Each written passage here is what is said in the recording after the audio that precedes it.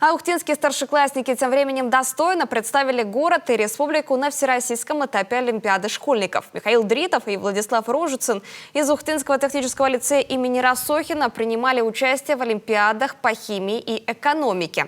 Участие во всероссийском этапе ребята считают закономерным продолжением своего развития. В Белгороде я, к сожалению, был участником, не хватило 4 баллов для того, чтобы стать призером. Но, мне кажется, если еще чуть-чуть поработать, то в следующем году у меня есть хорошие шансы взять призовое место. А участник Олимпиады по экономике в Екатеринбурге Владислав Рожицын, хотя и не стал призером на всероссийском этапе, своими достижениями тоже вполне доволен. Молодой человек смог дойти до высшего этапа, при том, что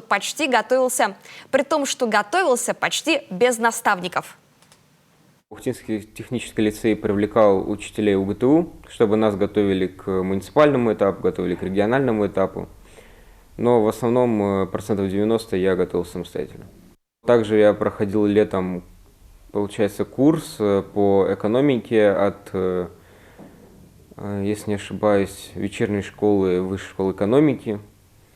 Он проходил 7 дней, это было в формате интенсива, мы там занимались практически весь день, это дало мне много новых знаний. А ухтинка Мария Траханович вышла на всероссийский этап Олимпиады сразу по 2 предметам – обществознанию и литературе. Девушка готовилась под руководством преподавателей дистанционной онлайн-школы, где начала учиться в этом году. В таком формате обучения есть возможность распределять время и сосредоточиться на конкретных дисциплинах. Тем более подготовка по гуманитарным дисциплинам часто перекликается и дополняет друг друга. Началось все с обычных школьных сочинений, которые хотелось написать необычно. К тому же я всегда чувствовала поддержку в семье и даже некоторую духовную связь поколений. Моя бабушка Траханович Мария Александровна – филолог, журналист, писатель. Я читала ее книгу и дневники и всегда думала, как бы я ответила на вопросы, ее интересовавшие.